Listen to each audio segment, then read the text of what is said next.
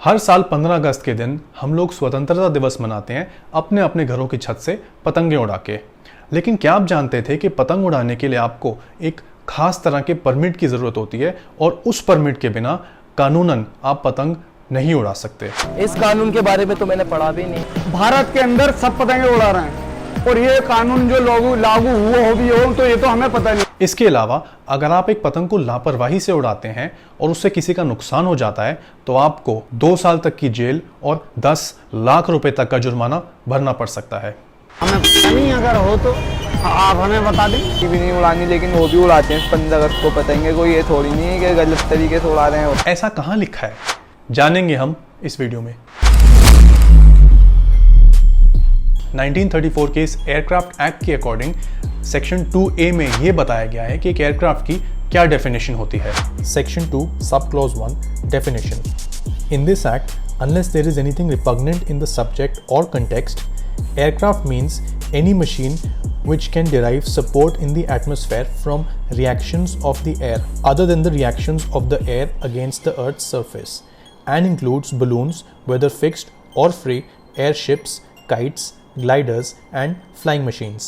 कोई भी चीज़ जो हवा के सपोर्ट से चलती है उसे एक एयरक्राफ्ट ही समझा जाता है, फिर चाहे वो एक प्लेन, ड्रोन, बलून या फिर पतंग ही क्यों ना हो। यानी इसका ये मतलब है कि अगर आप एक भारतीय नागरिक हैं और आप भारत के किसी भी कोने में एक पतंग उड़ाते हैं तो आपको उसी परमिट की ज़रूरत पड़ती है जो एक एयरक्राफ्ट को उड़ाने के लिए चाहिए होता है। अगर आप एक पतंग को लापरवाही से उड़ाते हैं तो उसके लिए जेल और फाइन दोनों है। अगर आप एक पतंग को लापरवाही से उड़ाते हैं जिससे सामने वाले का किसी भी तरह का नुकसान हो जाता है, जैसे मांझे से किसी को चोट लग जाए या फिर किसी के छत पे कोई सामान टूट जाए या अगले इंसान को किसी भी तरह का नुकसान होता है, तो इसके लिए आपको 10 लाख रुपए तक का जुर्माना और 2 साल तक की जेल भी हो सकती है।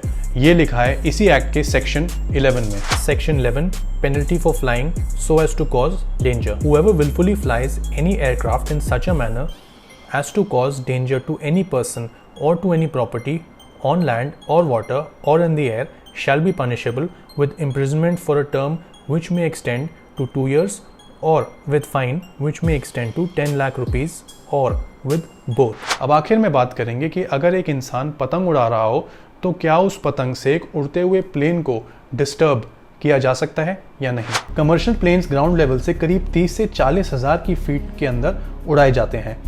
आमतौर पर एक पतंग को 2, 4 या ज़्यादा से ज़्यादा 5000 फीट तक ही उड़ाया जा सकता है।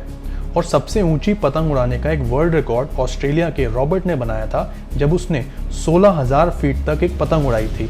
यानी पतंग को उससे ऊंचा उड़ाना संभव ही नहीं है। तो हवा में उड़ने वाले प्लेन्स को डिस्टर्ब करना पॉसिबल ही नहीं है, लेकिन ऐसा करना तब पॉसिबल है जब एक प्लेन एयरपोर्ट से टेक ऑफ या लैंड कर रहा हो। किसी भी एयरपोर्ट के आसपास के एरिया में अगर कोई पतंग उड़ा रहा हो तो उससे प्लेन को टेक ऑफ या लैंड करते वक्त डिस्टर्बेंस हो सकती है।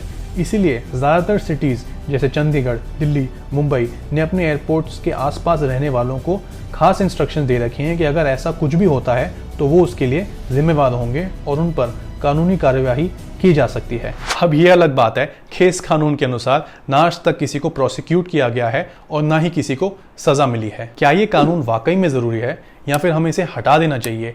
क्या है आपके विचार इस बारे में? हमें कमेंट्स में ज़रूर बताइए। वीडियो देखने के लिए बहुत बहुत धन्यवाद। अपना ख्याल रखिए। Happy independence day. जय हिंद।